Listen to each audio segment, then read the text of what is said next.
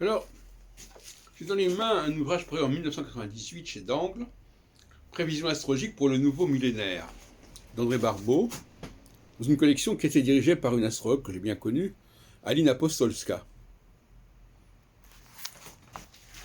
D'origine serbe, je crois. Alors nous avons un tableau qui est tout à fait parlant, qui s'appelle le cycle planétaire, qui résume la théorie des aspects, dans des aspects chez André Barbeau. 98, c'est-à-dire 20 ans avant sa mort quand même. Et voilà ce que je peux lire.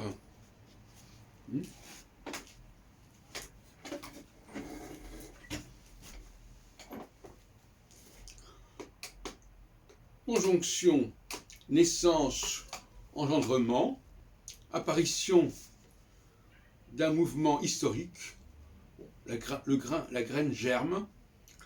Alors après, il a le sextile, après le carré, le trigone, l'opposition, éclatement d'un conflit interne ou externe, division conduisant au déclin ou épreuve de dépassement.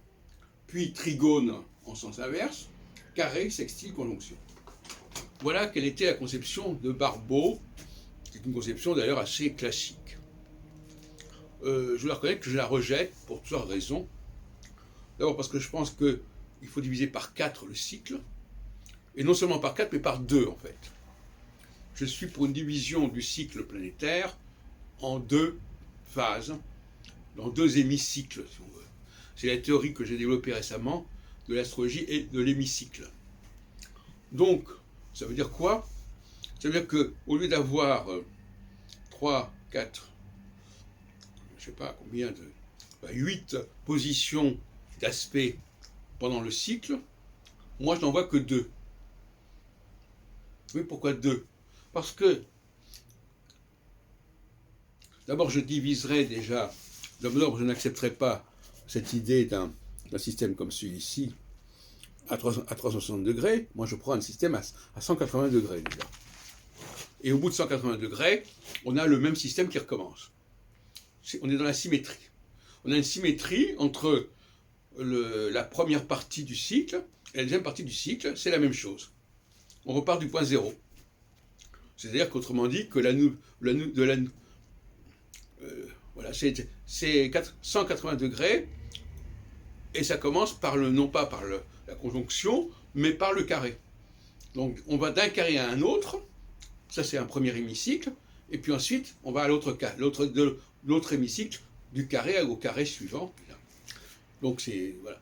Et donc finalement, il est évident qu'on ne va pas parler de sextile ni de carré, etc.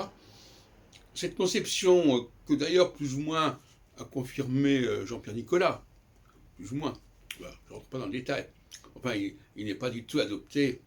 Moi je suis pour une division en hémicycle d'une part, et bien évidemment au sein de chaque hémicycle il y a 2 temps. Il y a un temps qui est celui de la quadrature, qui est un temps du commencement des choses, et un temps de la confirmation. Ce que d'ailleurs dit plus ou moins Barbeau, sauf que lui il commence par la conjonction, qui est une erreur majeure. Il faut commencer par la quadrature, et la conjonction c'est le moment solsticial, solstice d'été, solsticial, où il y a un aboutissement.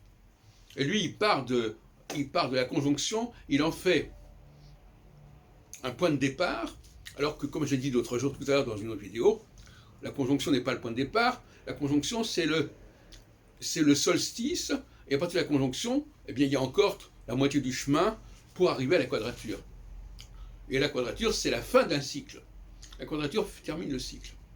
Mais en même temps,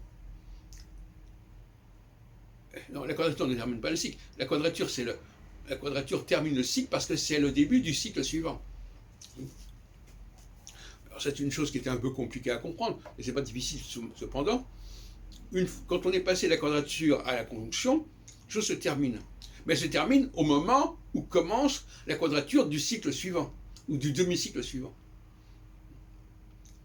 Donc autrement dit, quand je vois arriver la quadrature de Jupiter au Soleil, je sais que c'est un compte à rebours et que mon demi-cycle est en train de se terminer. Bon. Et en ce sens-là, la quadrature a une double signification. Hein. C'est-à-dire qu'elle est à la fois, c'est pour ça qu'elle est équinoxiale. Équinoxiale, c'est-à-dire que c'est à cheval sur deux choses différentes. Elle est à la fois la fin du processus et elle annonce, bien évidemment, le début du processus suivant. Voilà donc, ça c'est une conception de la théorie des aspects qui est tout à fait caduque, je dirais.